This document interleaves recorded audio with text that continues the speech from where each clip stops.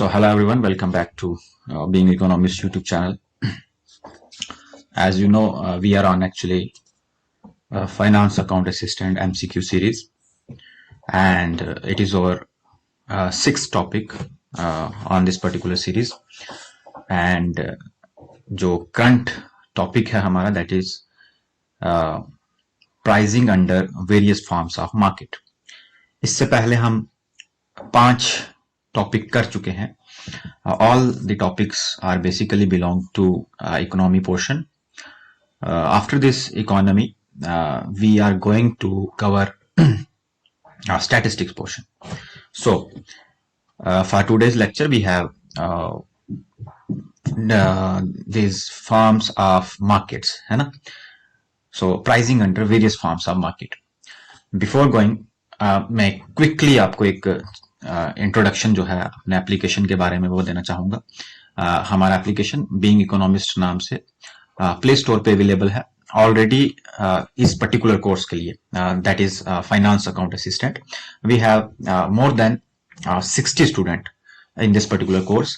And इसमें हमारे पास क्या क्या चीजें अवेलेबल हैं फाइनेंस के लिए, that is economy, economics and statistics, economics and statistics lectures, ठीक है, पूरा कोर्स प्लस नोट्स और भी काफी फीचर्स. ये जो हमारे पास में 2 कोर्स अवेलेबल है ऐप पे हैं. इसके अलावा मॉक टेस्ट जो हैं वो जल्दी ही ऐप पे अपडेट होंगे.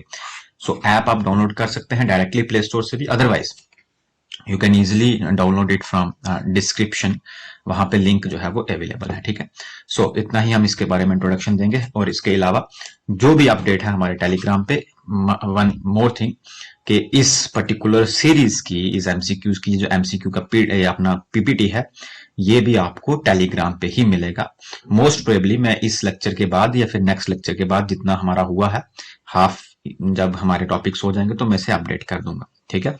Now without wasting much time हम सीधा चलेंगे आज के टॉपिक पे हमारा, that is pricing under various forms of market, ठीक है.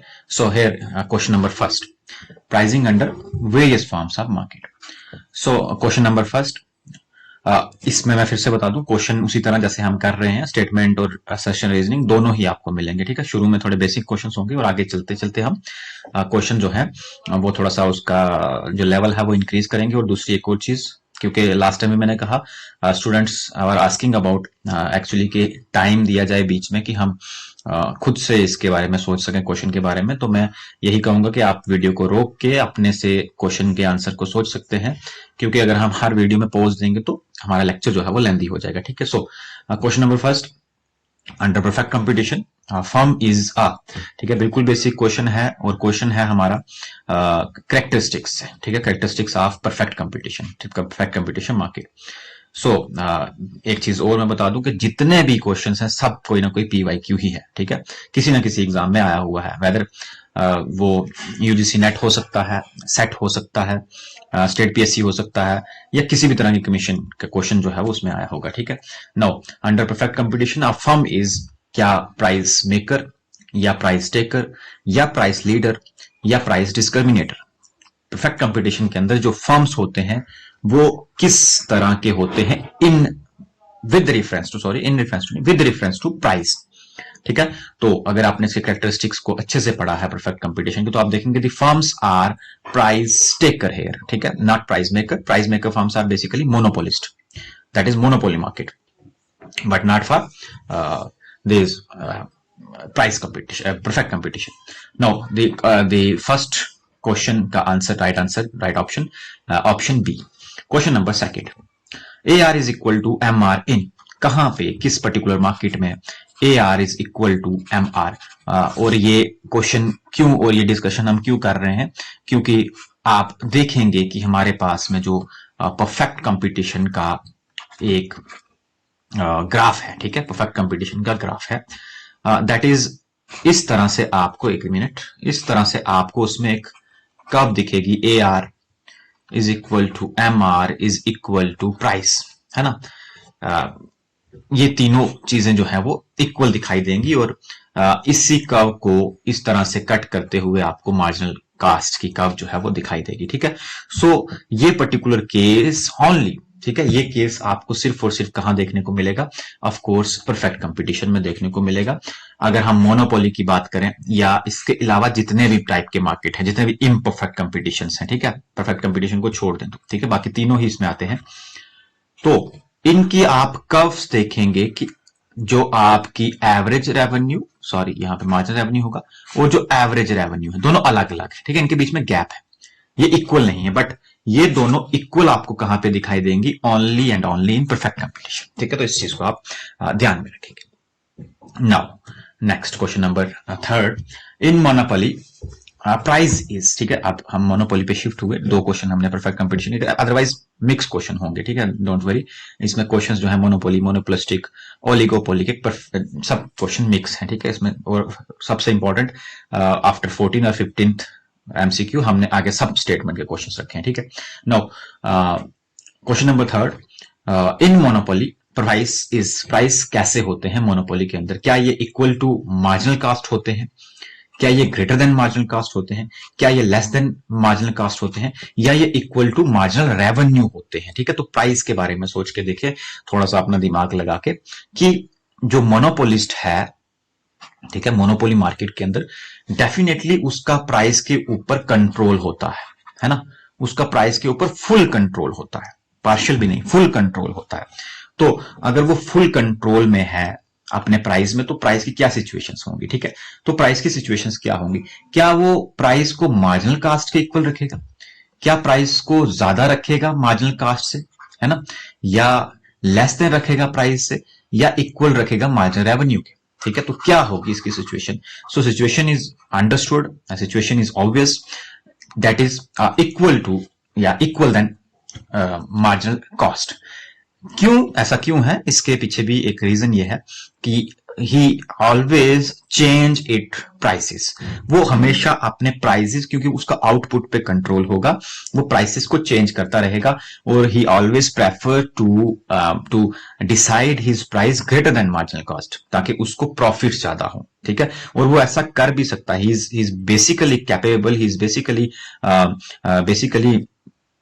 Able to alter the price, because वो अकेला ही सेलर है, ठीक है, आप कैरेक्टरिस्टिक देखेंगे, क्योंकि उतना बेसिक मैंने ऐड नहीं किया कि कितने बायर होते हैं, कितने सेलर होते हैं, ठीक है, वो कैरेक्टरिस्टिक्स वैसे उसमें से क्वेश्चंस भी आते हैं, ठीक है, तो आप देखेंगे, इसलिए वो प्राइस को हमेशा मार्जिनल कॉस्ट से ज्यादा रखेगा, ठीक है, कितना रखेगा?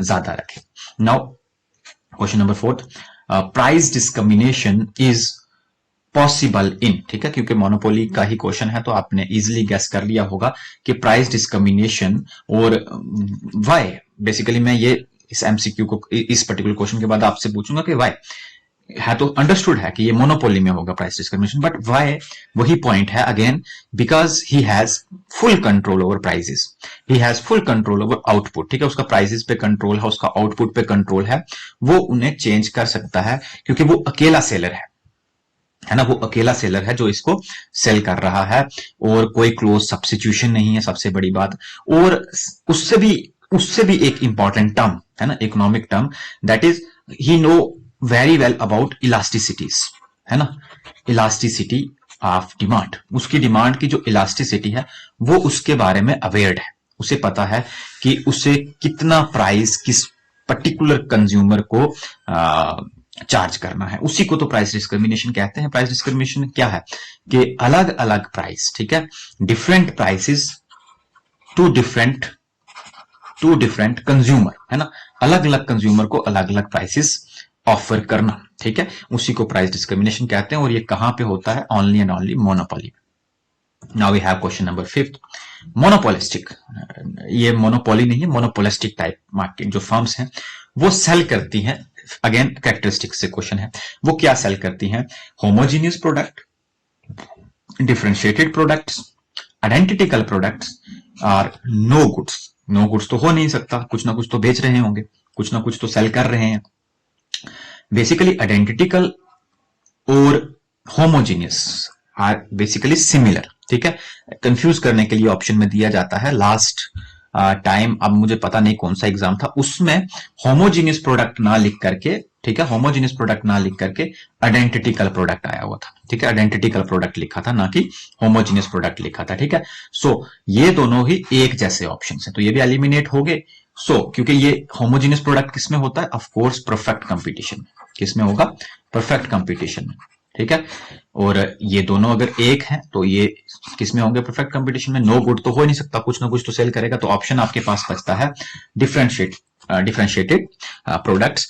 क्योंकि आपको पता है कि मोनोपोलिस्टिक फर्म इस तरीके के फर्म हैं जिनमें जो चीजें बेची जा रही हैं वो अलग अलग नेचर की हैं, ऑल दो things are similar. For example आप इसमें कोई शू का एग्जाम्पल लें, कोई सोप का एग्जाम्पल लें, किसी भी चीज का एग्जाम्पल लें, वो है एक है, बट उनकी ब्रांडिंग्स जो है वो अलग होंगी, उनकी पैकेजिंग जो है वो अलग होंगी, वो देखने में, ठीक है, वो देखने में, या उनकी एडवर्टीजमेंट कास्टिंग्स जो है वो अलग होंगी, ठीक है। सो ये देखने में अलग अलग होंगी बट है तो वो सिमिलर प्रोडक्ट ही। तो ये वो जो डिफरेंशिएटेड है वो ब्रांडिंग में है, वो पैकिंग में है, वो हो सकता है क्वांटिटी में हो सकता है वो क्वालिटी में हो, बट ऑल दो ये सब ही सोप है, ठीक है, ऑल दो ये सब ही शूज हैं, लेकिन इनके ब्रांडिंग्स अलग अलग हैं, इनकी पैकेजिंग अलग अलग है। उस बेसिस पे हम कहते हैं कि यहां पे प्रोडक्ट डिफरेंशिएटेड होते हैं। इसी वजह से प्रोडक्ट डिफरेंशिएशन होने की वजह से इस पर्टिकुलर टाइप ऑफ फर्म्स में, इस पर्टिकुलर टाइप ऑफ मार्केट में एडवर्टीजमेंट कास्ट होती है, ठीक है, एडवर्टीजमेंट कास्ट होती है। नाउ तो so option B is the right answer. Question number 6, monopolistic firm, again monopolistic firm से आया, डिमांड कर्व इज, तो कैसी होती है इनकी डिमांड कर्व। ऑफ कोर्स क्या इनकी डिमांड कर्व परफेक्टली इलास्टिक होगी, क्या इनकी डिमांड कर्व डाउनवर्ड स्लोपिंग होगी, क्या इनकी डिमांड कर्व वर्टिकल होगी, क्या इनकी डिमांड किंक्ड होगी, किंक्ड डिमांड कर्व होगी। सो ठीक है, मैं सारे ही ऑप्शन आपको बता देता हूं। ये हो गई परफेक्टली इलास्टिक, ये हो गई डाउनवर्ड, ये हो गई वर्टिकल, और ये हो गई किंक्ड, ठीक है। किंक्ड मतलब पहले यूं आ रही है डिमांड, फिर यूं जा रही है, फिर यूं जा रही है, फिर इस तरह से, ठीक है, कोई एक पर्टिकुलर तरीके से आप उसे ट्रेस नहीं कर सकते, तो वो हो गई किंक्ड डिमांड कर्व। सो इन सब में से आप देखेंगे कि मोनोपोलिस्टिक मार्केट में हमारी जो डिमांड कर्व है वो ऑफ कोर्स इस तरह की है। और डिमांड कर्व हम इन मार्केट्स में किसको मानते हैं, एवरेज रेवेन्यू कर्व को ही हम डिमांड कर्व मानते हैं। इसके ऊपर क्वेश्चन भी होगा आगे, ठीक है, एवरेज रेवेन्यू कर्व को ही हम डिमांड कर्व मानते हैं। सो इसका राइट आंसर है option B, downward slope. Question number 7, excess capacity exist in. Now जब आप मार्केट के कैरेक्टरिस्टिक्स पढ़ेंगे तो आप इस पॉइंट पे पहुंचेंगे कि आपको पता चलेगा कि ये जो एक्सेस कैपेसिटी है इसका आखिर मतलब क्या है, और ये एक्सेस कैपेसिटी किस तरीके के मार्केट में होती है। तो ये एक्सेस कैपेसिटी हमेशा मोनोपोलिस्टिक मार्केट में होती है, ठीक है, किसमें, मोनोपोलिस्टिक में, जहां पे of course large number of buyers, large number of sellers होते हैं, बट इनकी एक इंपॉर्टेंट कैरेक्टरिस्टिक दैट यहाँ पे क्लोज सब्सिट्यूट्स होते हैं, लाइक प्रोडक्ट डिफरेंशिएटेड होते हैं बट क्लोज सब्सिट्यूशंस इसमें पाए जाते हैं, और इसमें एक एडवर्टीजमेंट कास्ट जो इंपॉर्टेंट फीचर है वो भी पाया जाता है, ठीक है। So question number 8, long run profit of monopolist. अब मैंने हर एक मार्केट के लॉन्ग रन और शॉर्ट रन प्रॉफिट प्रोफाइल्स जो है वो आपको बताई हैं, दोनों ही लेक्चर्स, चाहे वो यूट्यूब पे हो चाहे वो हमारी एप्लीकेशन पे हो, दोनों पे ही अवेलेबल है, ठीक है। और हमने देखा है कि सिर्फ और सिर्फ मोनोपोली मार्केट को छोड़ के, ठीक है, मोनोपोली को छोड़ के बाकी जितने भी टाइप के मार्केट हैं वो लॉन्ग रन में नॉर्मल प्रॉफिट्स ही करेंगे। सिर्फ एक मोनोपोली ही ऐसा मार्केट है जो लॉन्ग रन में सुपर नॉर्मल प्रॉफिट्स को अर्न करेगा, ठीक है, सुपर नॉर्मल प्रॉफिट्स को अर्न करेगा। Other than this monopoly market, monopoly firm, सभी मार्केट लॉन्ग रन में, बट एक चीज याद रखें, लॉन्ग रन की मैं बात कर रहा हूं, ठीक है, शॉर्ट रन की बात नहीं कर रहा, लॉन्ग रन में ये नॉर्मल प्रॉफिट्स ही अर्न करेंगे।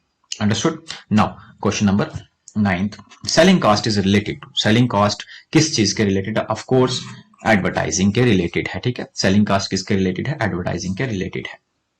Now question number 10, few sellers define, few seller किस में होते हैं, ठीक है, कैरेक्टरिस्टिक्स से, जितने भी तरीके के मार्केट हैं उसमें से सबसे पहला कैरेक्टरिस्टिक्स ही यही है, that is number of buyers and sellers, ठीक है। तो आप देखते हैं कि बायर्स तो हर एक मार्केट में लार्ज होंगे, खरीदने वाले हर एक मार्केट में आपको लार्ज ही मिलेंगे, बट द इशू और the differentiation is between actually between seller, ठीक है। सो इनमें से किस मार्केट में फ्यू सेलर्स होते हैं? सो एज यू नो कि परफेक्ट कंपटीशन में तो लार्ज नंबर ऑफ सेलर हैं।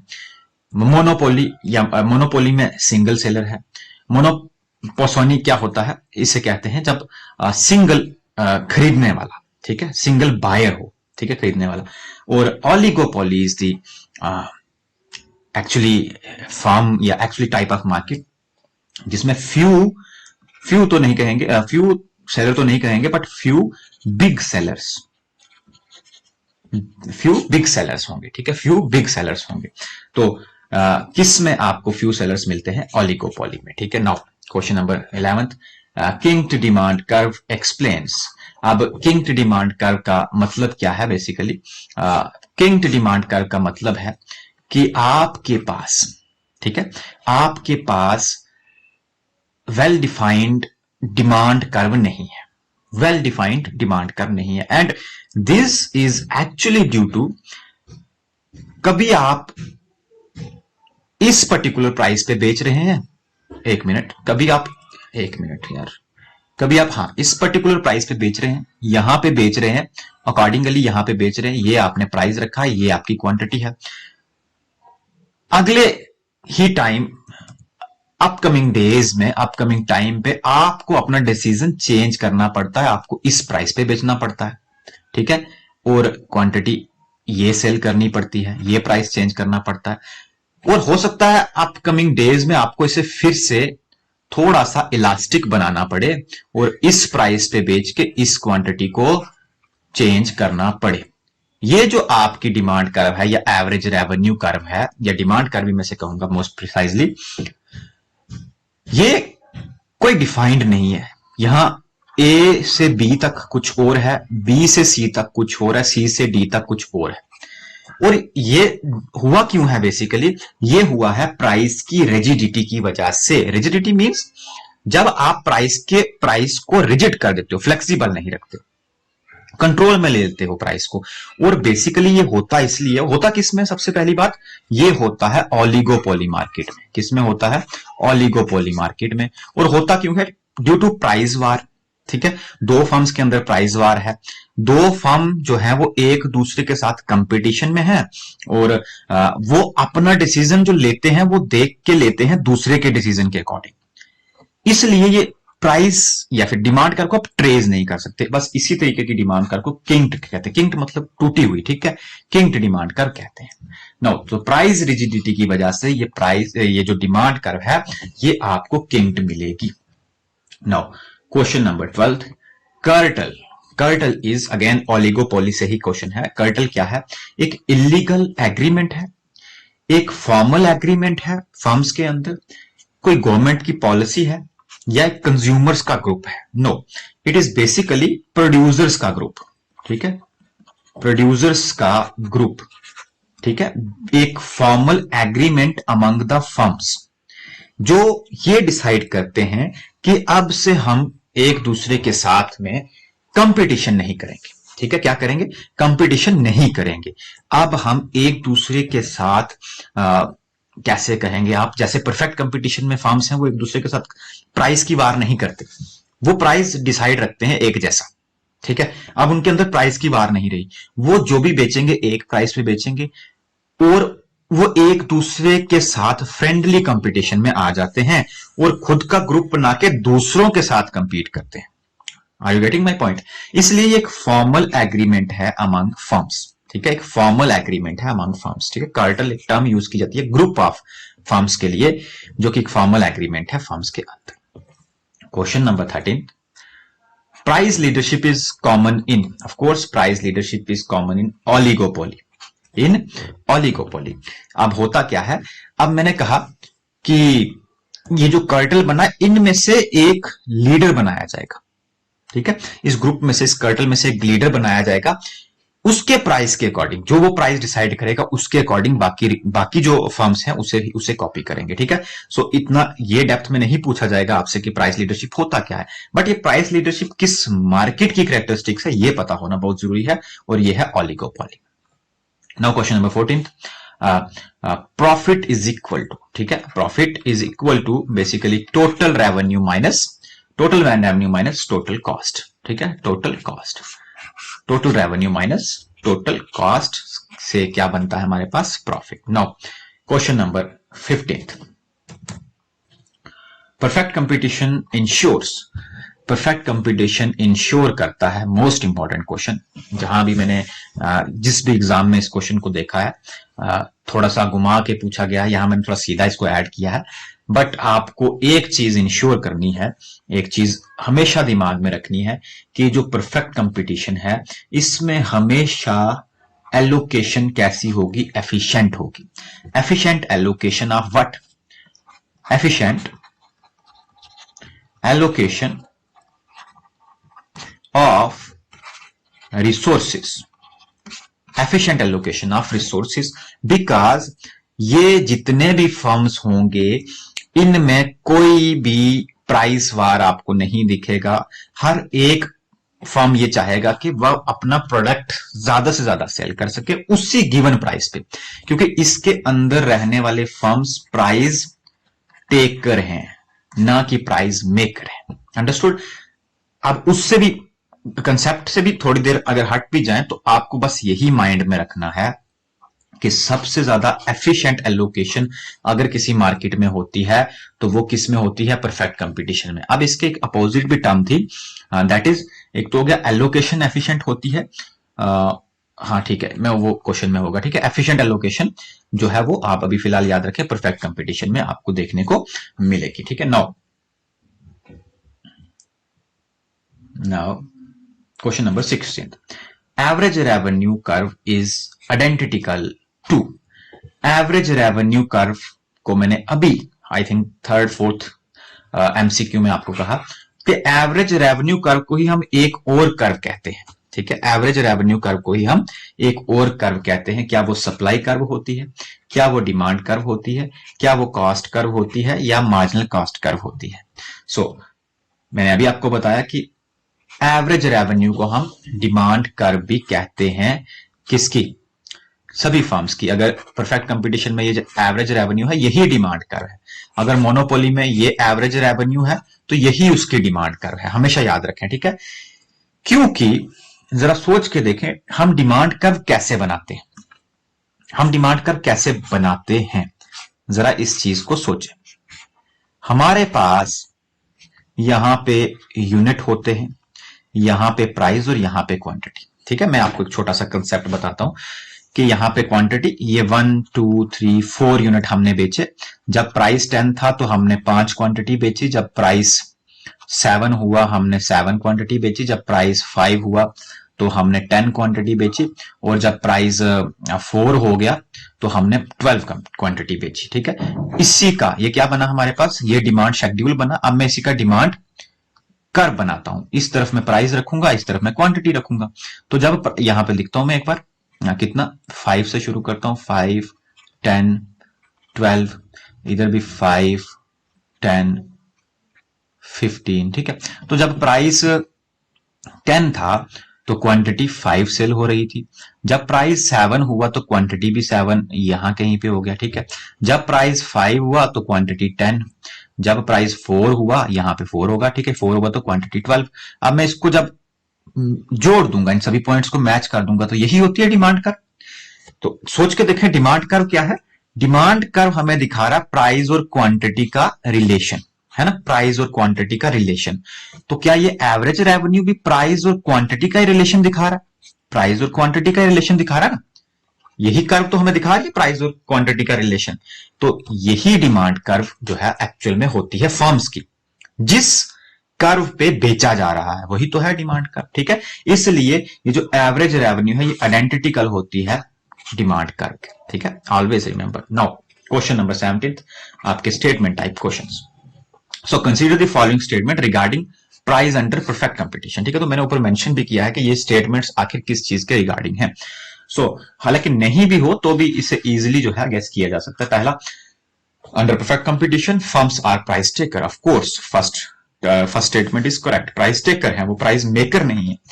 Firms can earn super normal profit in the long run, मैंने अभी कुछ टाइम पहले कहा लॉन्ग रन में एक ही तरीके का फर्म है जो सुपर नॉर्मल प्रॉफिट करेगा, वो सिर्फ और सिर्फ मोनोपोली है, इसके अलावा कोई भी लॉन्ग रन में नॉर्मल सुपर नॉर्मल प्रॉफिट पे नहीं जाएगा, वो हमेशा नॉर्मल प्रॉफिट पे रहेगा।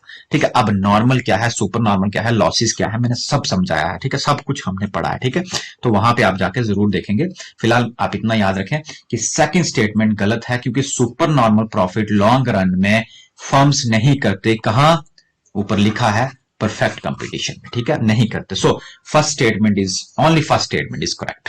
ठीक है, option A. Second question, 18th question, consider the following statement regarding monopoly. So average revenue curve and margin revenue curve are coincidence, मतलब दोनों एक होती हैं, क्या ऐसा होता है? या फिर एवरेज रेवेन्यू और sorry margin revenue curve lies below the average revenue curve.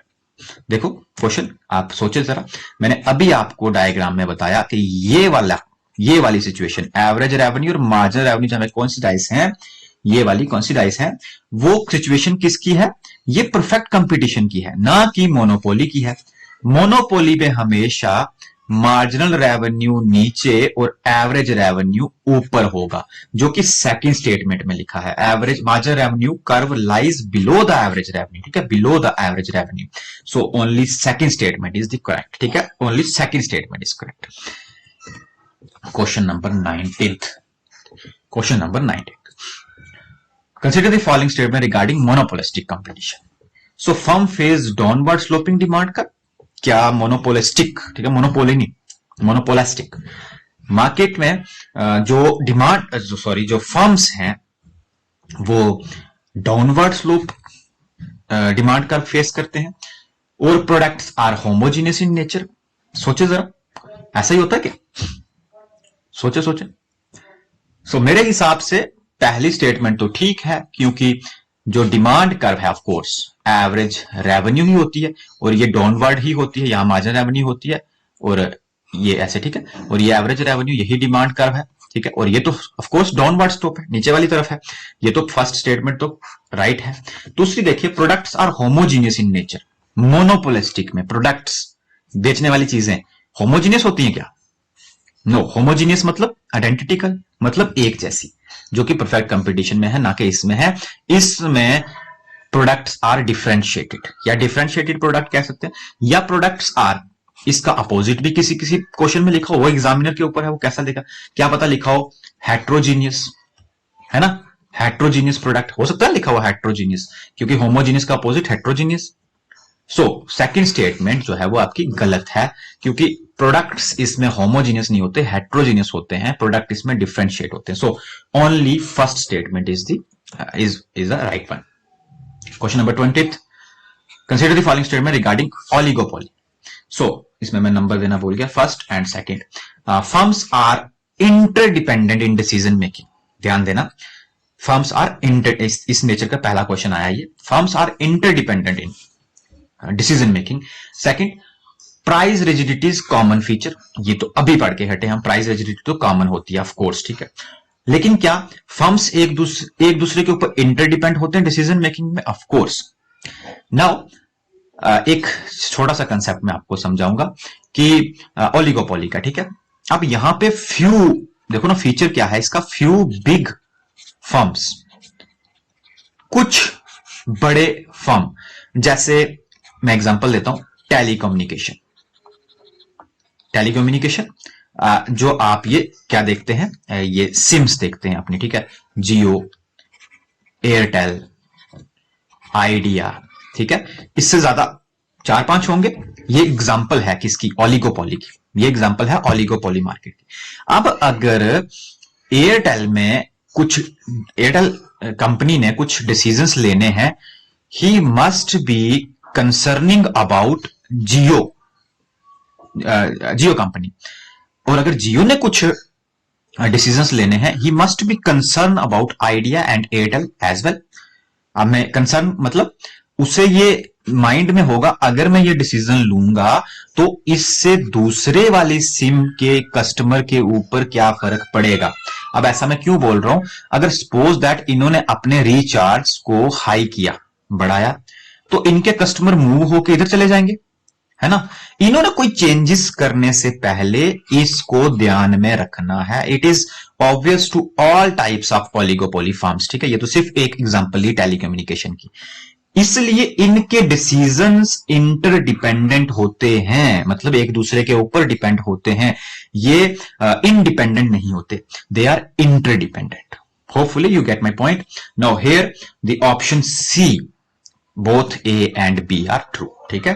और इसी वजह से, क्योंकि ऐसा फीचर होता है, इसी वजह से ना इनके अंदर प्राइस रिजिडिटी होती है। ये प्राइस को बड़ा कंट्रोल में रखते हैं, रिजिड रखते हैं, फ्लेक्सिबल नहीं रखते। रिजिड का मतलब समझते हैं ना आप, रिजिड रखना, किसी चीज को कंट्रोल में रखना, ठीक है। और इसी वजह से इनकी वो डिमांड कर्व को ट्रेस नहीं किया जा सकता। अंडरस्टूड।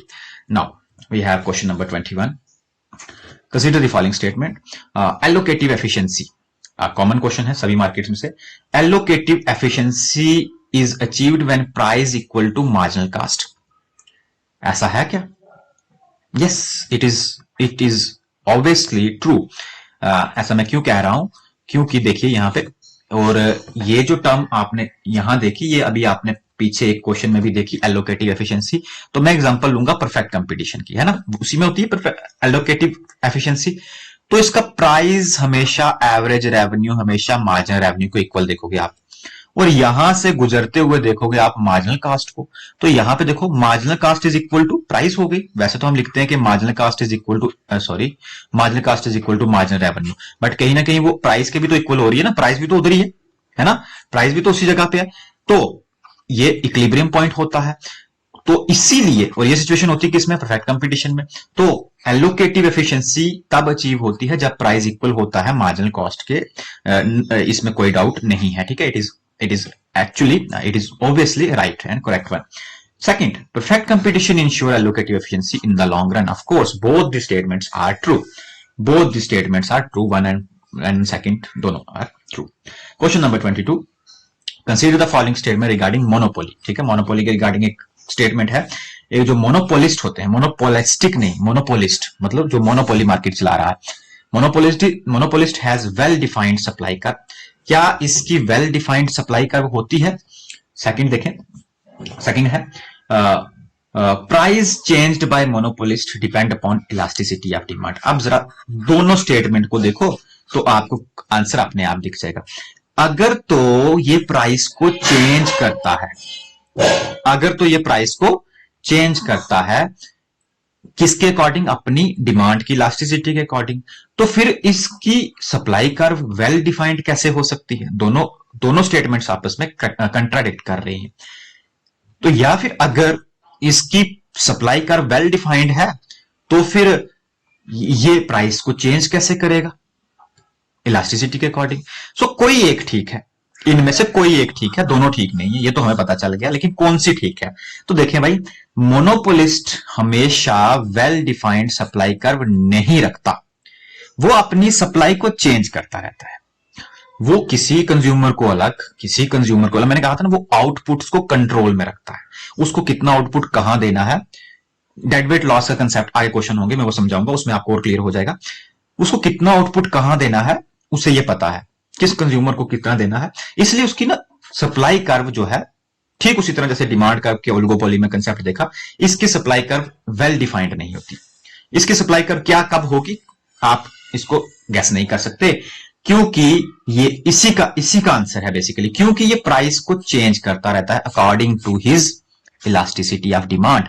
अब इलास्टिसिटी ऑफ डिमांड से भी देख लो, जहां पे इलास्टिसिटी ऑफ डिमांड इलास्टिक है, जहां पे इलास्टिसिटी ऑफ डिमांड इलास्टिक है मतलब इट इज ग्रेटर देन 1, वहां तो ये प्राइसेस को ज्यादा चेंज नहीं करेगा, वहां पे प्राइस को ये कम ही चेंज करेगा, ज्यादा नहीं करेगा।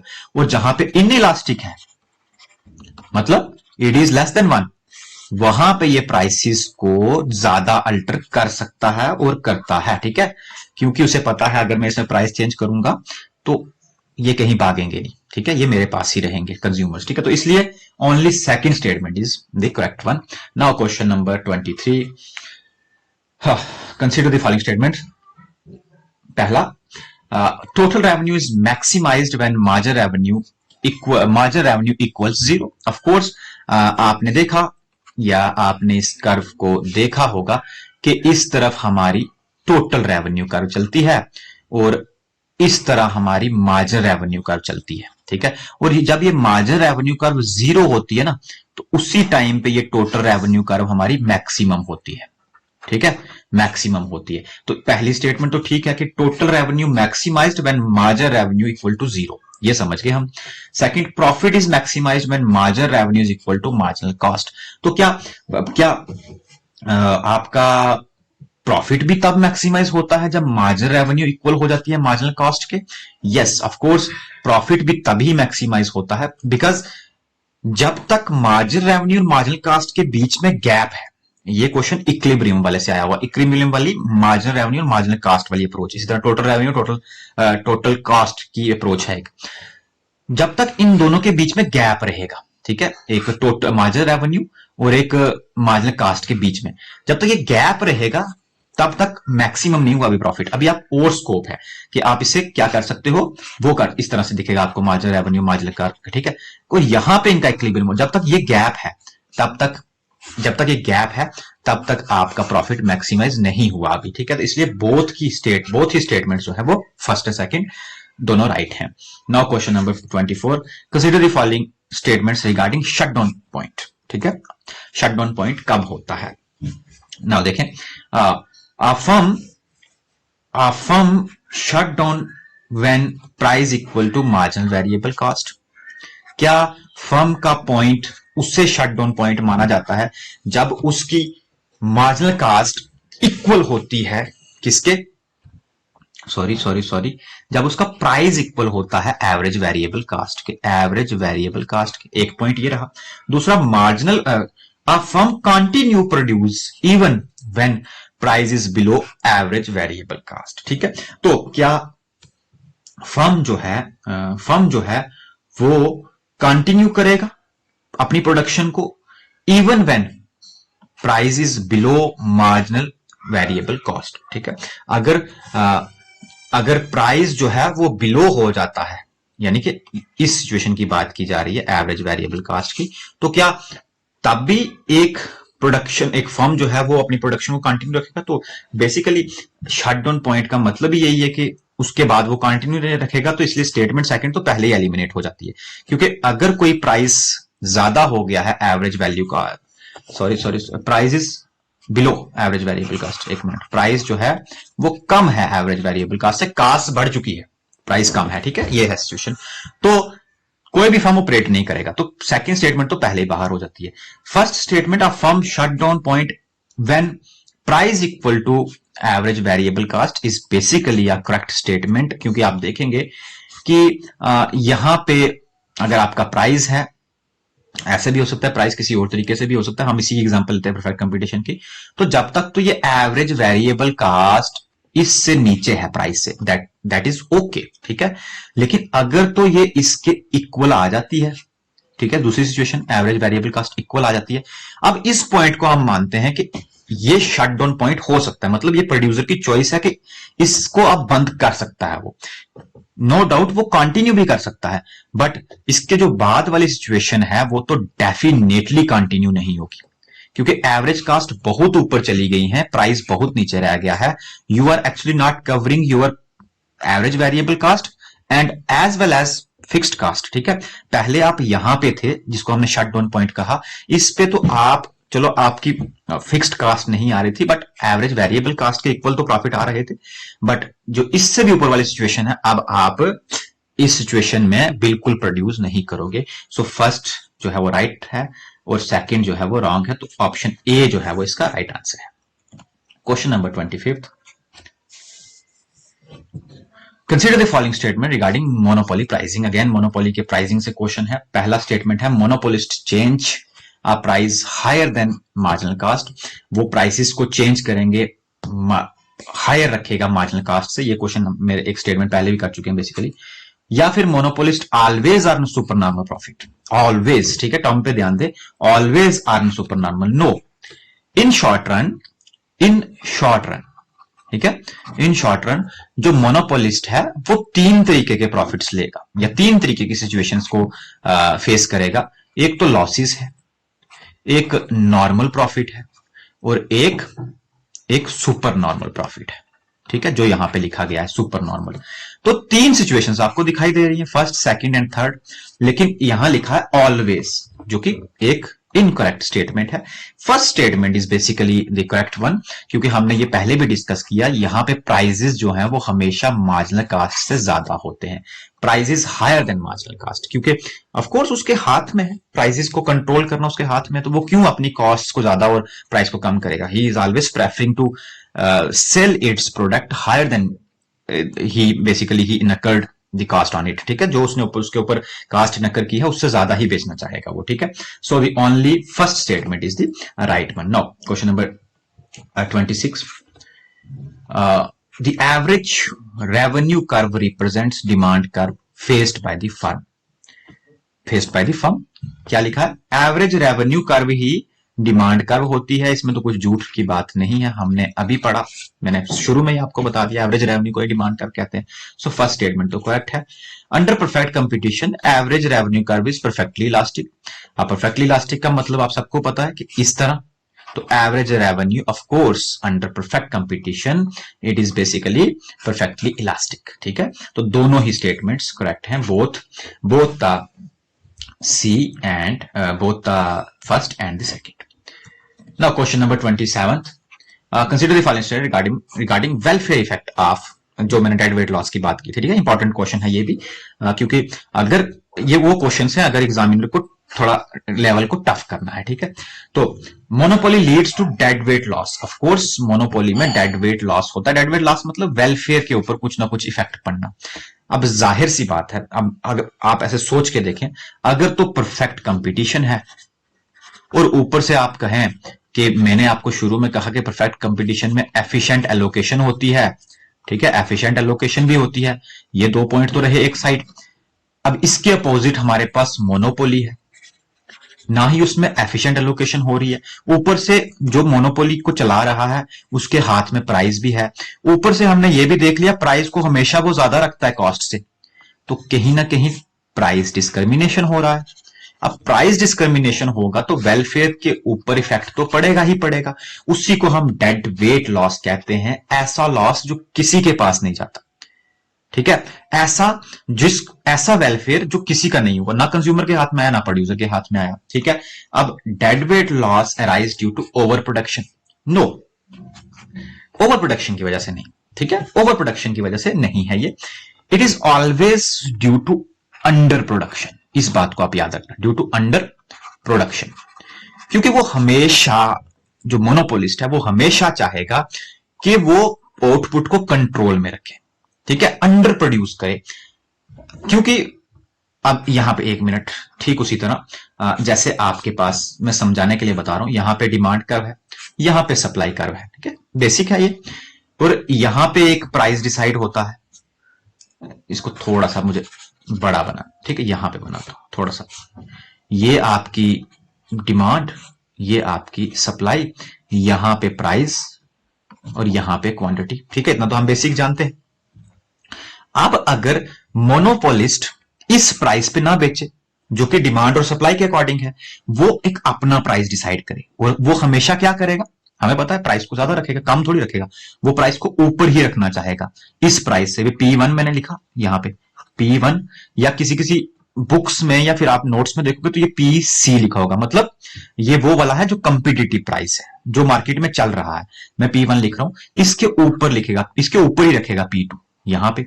अब इससे हुआ क्या, प्रोडक्शन तो यहां पे होनी चाहिए थी ना, प्रोडक्शन क्वांटिटी ये P1 पे, लेकिन क्वांटिटी कम होके Q2 यहां पे हो गया, क्योंकि उसने प्राइसेस को बढ़ा दिया, उसने प्राइसेस को बढ़ा दिया, तो अंडर प्रोडक्शन हुई, ओवर प्रोडक्शन नहीं, ओवर प्रोडक्शन तब होती अगर वो प्राइस को कम करके इस तरफ चलता, Q3 की तरफ, P3 की तरफ, ठीक है, उस कंपिटिटिव प्राइस, ये वाला जो प्राइस है इससे नीचे रखता अपना प्राइस, तो हम बोलते हैं कि ये ओवर प्रोडक्शन हुई, लेकिन ऐसा नहीं हुआ, उसने प्राइस को ज्यादा रख के अंडर प्रोडक्शन की, और इससे हुआ क्या, बेसिकली इससे हुआ क्या, यहां पे जो आप एक ट्रायंगल देख रहे हैं, जब उसने ये प्राइस ऊपर किया तो यहां पे एक ट्रायंगल बनेगा, ये बेसिकली डेड वेट लॉस है, ये क्या है, डेड वेट लॉस, ये डेड वेट लॉस है, क्योंकि ये किसी के हाथ में नहीं गया, ठीक है ना, प्रोड्यूसर के। और ये डेड वेट लॉस है क्या, ये देखो इस प्राइस के ऊपर और इस प्राइस के नीचे बीच में जो एक ट्रायंगल बनेगा उसे हम डेड वेट लॉस कहेंगे।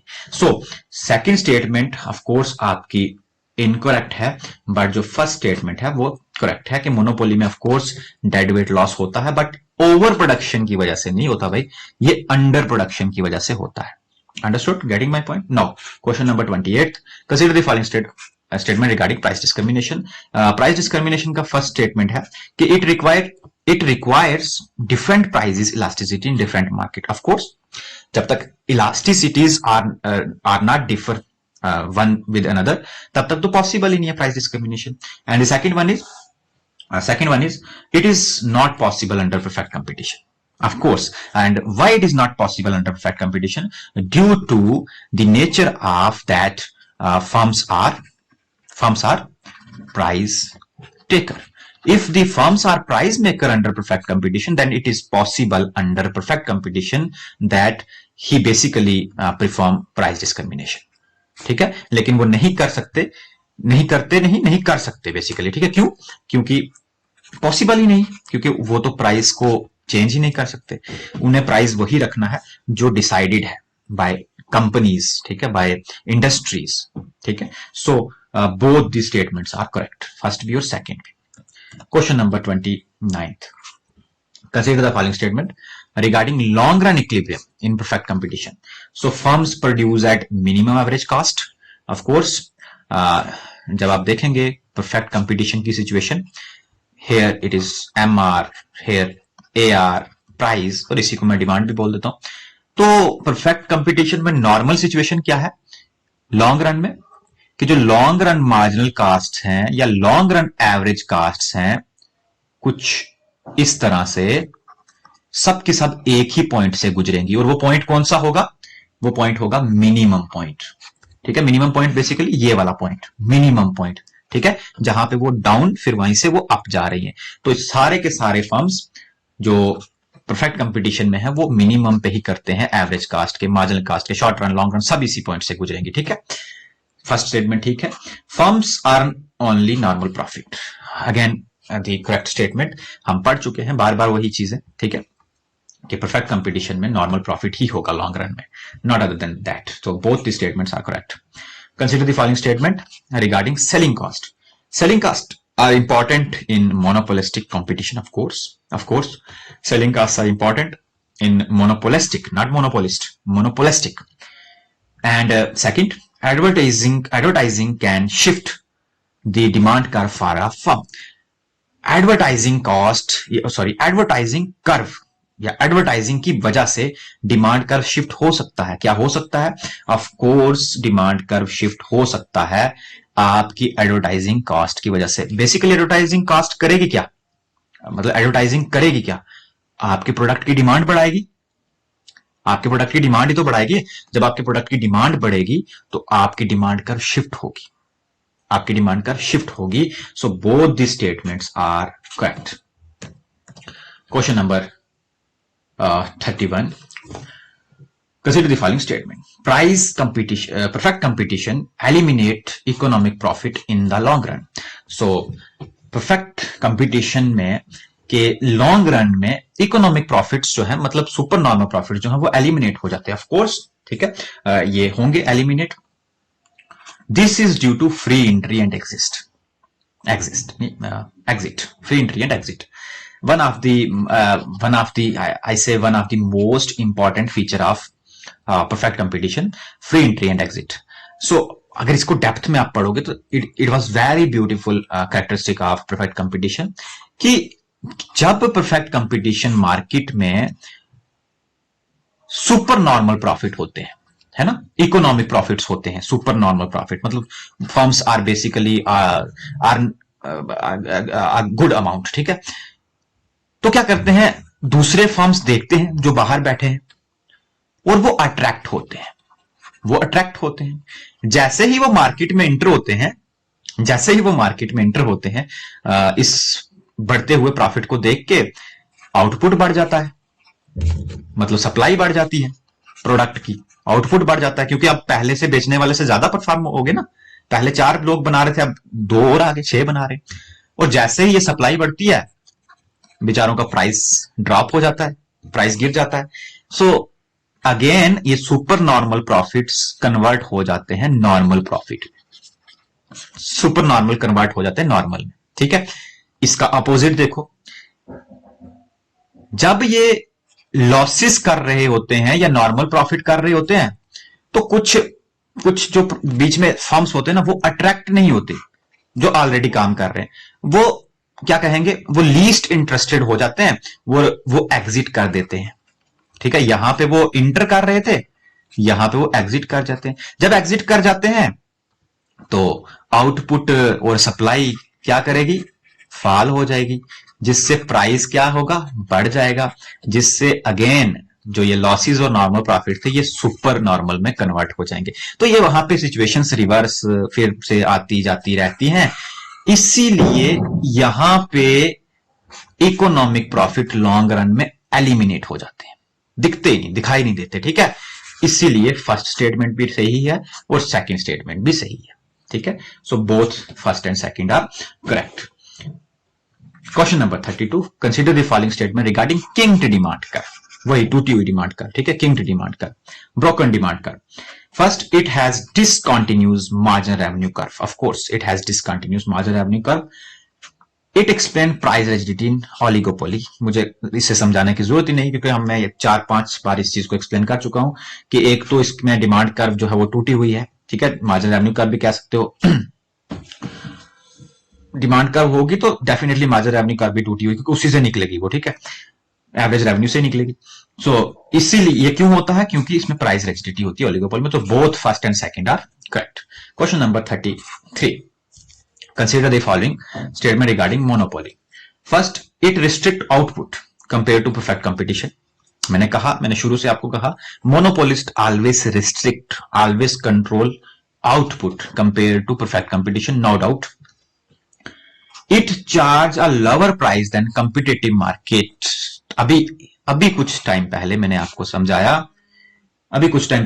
समझाया कि क्या है, कि अगर यहां क्या समझाया मैंने आपको, हाँ, अगर यहां पे डिमांड है, यहां पे सप्लाई है, एक मिनट, यहां पे डिमांड है, यहां पे, अरे यार, यहां पे सप्लाई है, यहां पे डिमांड है, तो ये जो ऑलरेडी चल रहा है परफेक्ट प्राइस, कंपिटेटिव, मैंने बोला पीसी लिखा हुआ दिखेगा आपको किसी जगह, कंपिटेटिव प्राइस, उससे ज्यादा ही रखेगा वो प्राइस, उससे कम नहीं रखेगा, वो उससे ज्यादा ही रखने की कोशिश करेगा। लेकिन यहां क्या लिखा है, charge lower than competitive market, no, not lower than, always higher than competitive market, वो ऊपर ही रखने की कोशिश करेगा, नीचे रखने की कोशिश नहीं करेगा। इसलिए सेकंड स्टेटमेंट गलत है, फर्स्ट स्टेटमेंट राइट है, ओनली वन, ए इसका राइट आंसर होगा। Question number 34, oligopoly always result in higher price, oligopoly always result in higher price, क्या यह सही है, या फिर कंपटीशन अमंग फर्म्स में लीड टू लोअर प्राइसेस। अभी समझाया भाई, अभी थोड़ी देर पहले कि टेलीकम्युनिकेशन का एग्जांपल लेके, कि यहां पे जियो है, यहां पे एयरटेल है, यहां पे फलाना फलाना, ठीक है, तो कोई भी नहीं चाहेगा कि वो प्राइसेस को ज्यादा करे। सोच के देखो, जियो के सिम्स के रिचार्ज अगर ज्यादा हो गए तो people are basically, consumer are basically shifted towards Airtel, तो प्राइसेस को तो बढ़ाने का सवाल ही नहीं होता। तो oligopoly always result in higher prices, ये तो गलत है। दूसरा, कंपटीशन अमंग फर्म में लीड टू लोअर प्राइसेस, अब इन सबके बीच में जो कंपटीशन है ना, एयरटेल, जियो, आइडिया, इनके कंपटीशन का फायदा हम लोगों को होता है, इनके कंपटीशन की वजह से प्राइसेस कम होते हैं, क्या होते हैं, कम होते हैं। इसलिए second statement is right one, only second, तो option B is the correct one. Now some are assertion reasoning questions, ठीक है, इतने स्टेटमेंट थे, I think it's more than enough, ठीक है, आपको कहीं से और पढ़ने की जरूरत नहीं, मोर देन इनफ। लेकिन इसको रिविजन और इसके कुछ कंटेक्स्ट बुक से जरूर देखें, ठीक है। नाउ असर्शन है आपके पास कि firm in monopolistic competition are always price taker, क्या जो फर्म्स हैं मोनोपोलिस्टिक के, वो हमेशा ही प्राइस टेकर होते हैं। Reason, they are face downward sloping demand का, डाउनवर्ड स्लोपिंग डिमांड का, तो पहला तो इनकरेक्ट है भाई, प्राइस टेकर तो कहां मिलेंगे आपको, परफेक्ट कंपटीशन में। लेकिन सेकंड जो है वो ठीक है कि इनकी जो डिमांड कर्व स्लोप है वो डाउनवर्ड होती है। So it means option D जो है वो आपका करेक्ट है कि A is false but assertion is false but reason is true. Now question number 36. Assertion है perfect competition ensure productive efficiency in the long run. Of course resource efficiency जो है ठीक है, प्रोडक्टिव एफिशिएंसी, assertion तो ठीक है। Reason firms produce at minimum average cost. Of course, both the options are basically fit to each other. So both A and assertion and reasoning are true. And reason explains assertion. ठीक है, reason जो है वो assertion को explain कर रहा है। Now question number 37. Assertion है oligopoly always lead to higher price. यार अभी हमने देखा कि ये हायर प्राइस नहीं, ये लोअर प्राइस को लीड करता है। फर्म में compete aggressively. Yes, firms एक दूसरे के साथ एग्रेसिवली कंपीट करते हैं, कंपटीशन में होते हैं, जैसे जियो, एयरटेल, रिलायंस तो नहीं, आप आइडिया, वोडाफोन, ठीक है। नो सो क्या है आपका, फर्स्ट तो नहीं है, सेकंड ठीक है, तो मतलब again option D. Now question number 38। Assertion dead weight loss represents loss of total welfare. Of course total welfare loss मतलब प्रोड्यूसर का भी हो रहा है, कंज्यूमर का भी हो रहा है, सोसाइटी का भी हो रहा है। Reason it rise due to inefficient allocation of resources. Of course both are correct और एक्सप्लेनेशन भी करेक्ट है। Question number 39। Assertion selling cost are important in monopolistic. Of course reason being firms use advertising to influence demand. Both are correct, exactly option A, both A and R are true and R explains well the assertions. Question number 40. Assertion in perfect competition AR equal to MR. Reason firm face perfectly elastic demand. ये question का answer हर बार की तरह, क्योंकि ये last question है, तो इसका आंसर आप लोग मुझे कमेंट में बताएंगे। इसी से मुझे पता चलेगा कि किस किस स्टूडेंट ने सब के सब क्वेश्चंस को जो है वो अटेम्प्ट किया है, ठीक है। So here the 40 questions, 40 MCQs, जिसमें मैक्सिमम जो है मैंने आपके कहने पे क्या किया, स्टेटमेंट क्वेश्चंस को ऐड किया। तो hopefully the whole session was very useful for you. And सबसे बड़ी बात, ऐप को डाउनलोड करें, मैक्सिमम चीजें हम जो है वहां पे कवर करते हैं, कोर्सेज हमारे अवेलेबल हैं, बेसिक चीजें हैं, और ऐसा नहीं है कि सिर्फ इसी एग्जाम के लिए, हर एग्जाम के लिए इकोनॉमिक्स, स्टैटिस्टिक्स जो है वो आपको वहां पे दिखेगी, ठीक है। डिस्क्रिप्शन में हमारे सारे लिंक हैं, आप वहां से जाके हर एक चीज को अवेल कर सकते हैं। Thank you so much.